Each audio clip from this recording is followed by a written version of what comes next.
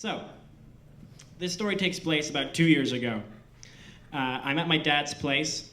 He lives in Scarborough. And I'm trying to keep my cat alive because he's on vacation. This is a pretty easy job. But the problem with being in Scarborough is that if you don't have a car, you can't go anywhere. So I was sort of in a situation where everything that I had to make, I was trying to make food. Obviously, I need to eat. And every time I had to make any food at all, I had to sort of play this game where whatever was left in my house was now what I was working with. It was like, all of those weird Food Network shows where they give you 17 ingredients and say, make a flambe. And then they have these two people make fun of you while you're failing. So that was my life for these 2 weeks while I was trying to keep care of my cat, because apparently I never left my house. So basically at this very moment, on this very day, my girlfriend was out, and she was coming back home. She was at work. Her name was, we'll call her Olivia, because that was her name. And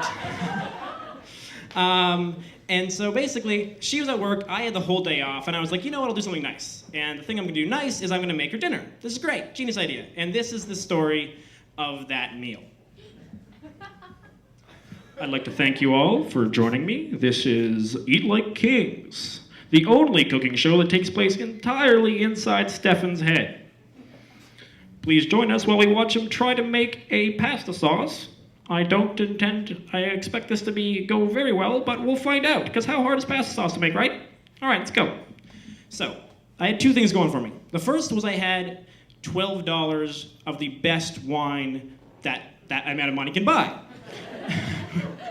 In which I of course actually mean the most wine $12 can buy.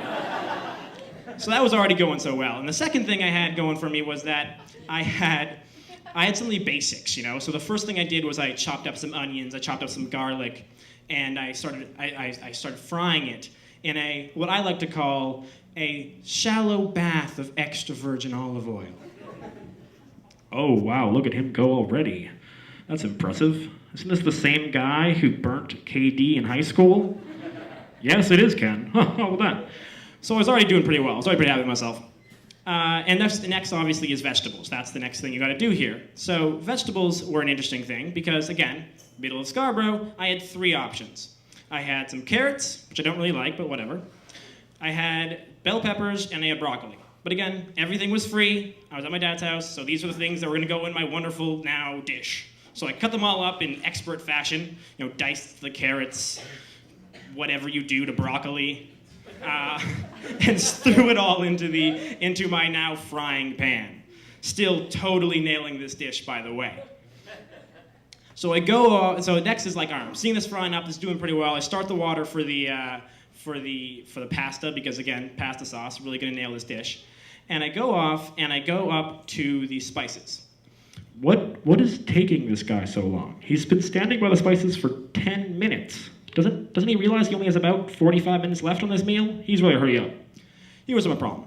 I knew I wanted basil, because basil is exactly what you make things out of. If there's one thing I've learned, it is that if you're making anything with tomatoes, you add basil to it. I don't really know why, but I know this is a thing, so I went for it. The problem with basil is that it's basically just a green, leafy thing that looks small and chopped up and dry in spice racks, and none of these spices were labeled. The problem with that is there are at least 4 different other spices that basically look exactly the same to the untrained eye. So I just took all 4 of the spices and dumped them in, because, hey, now it's gonna be spicy, right? That's how these things work. So I was already doing very, very well. I was still quite impressed with myself at this very moment. I was, so I had a bit of time to relax. I sat back a second. I was like, all right, how am I going to continue this dish? What is the next step? And I was like, tomatoes. This is the key. Because no matter what else I did, if you have tomato sauce, it's already flavored, and you can't screw it up. But there was no tomato sauce at my dad's house. This guy had literally everything. Did I mention the extra virgin olive oil? He had everything, except apparently tomato sauce. But he didn't have tomatoes. And I was like, that's fine. I can deal with that. I can deal with tomatoes. That's totally fine. And it was a really big jar. Like, if I could show you, it was like this big. It was like a paint can of tomatoes. And it was like, all right, well then I have enough to make like 3 meals. This is fantastic. And so I just, I get out my trusty can opener, and I open it up, and I just pour it all in. Mayday, mayday, everybody. What has he just done? This is the worst thing he could have possibly done. I didn't read the label on the tomato sauce. And so it wasn't tomato sauce, as I mentioned earlier. It also wasn't diced tomatoes. It also wasn't even crushed tomatoes. What it was whole skinned tomatoes and about a gallon of water. So out this entire thing comes into my pan. It's like slow motion. I'm just watching it go in, just knowing my entire life is ending as this is happening. And there's like 17 balls of red weird mass splashing into it. And I just have absolutely no idea what to do as this is occurring.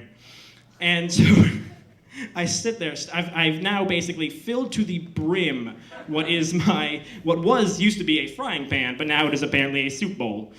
And it's sitting there, and I'm just staring at it, and I absolutely panic. This is not okay. How do I solve this? I know. I'll turn up the heat to boil off the water. That's fine. If it boils down, that's good. That's still okay. Oh no, the noodles are boiling. Okay, get the noodles in there. Get the noodles in the water. That's fine. Okay, we're still good. Okay, now what do I do with these balls? I know. Stab them. Stab them as fast as you can with my wooden spoon, because that's all I have on me right now. So I just start going at it. I'm just going to rip it apart, really going for it. And it's just like, what is he doing? He is really just barely staying above water on this meal. Same can't be said about the carrots. Hey, this was not good for me. This was really not good. But I also know that I'm running out of time. I have about maybe 10 minutes. I already know Olivia's on the bus. She's coming back. I must move fast.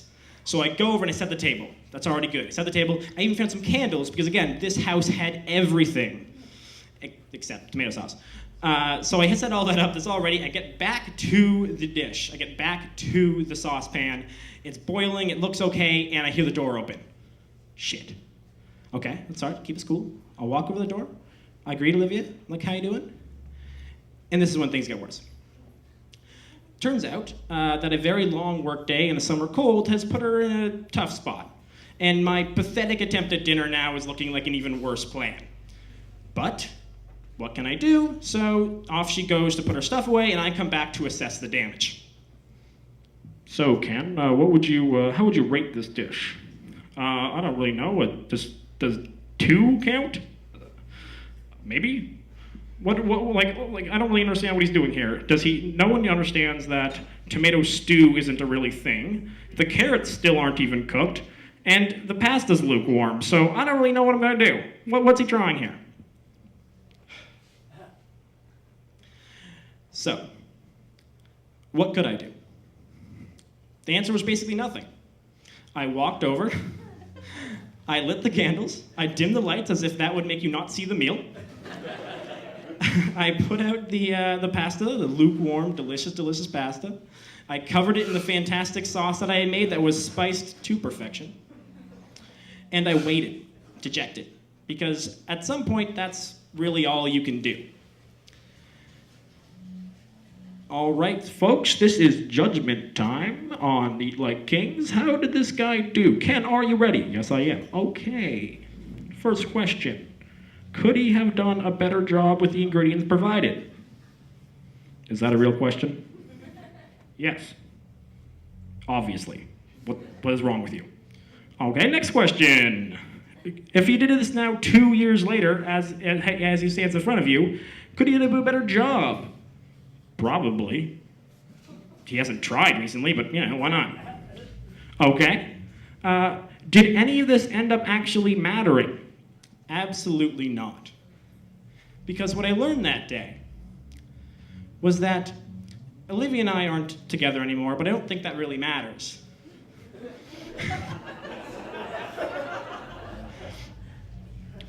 Because love is beautiful even in the rear view. And within it, there are no small gestures. And there are no bad gestures either, the person who's laughing. And the moment that she walked in to that kitchen, she absolutely burst into tears. And you know what? We didn't even have the wine because of her cold. And But god damn it if that meal wasn't one of the best we ever had.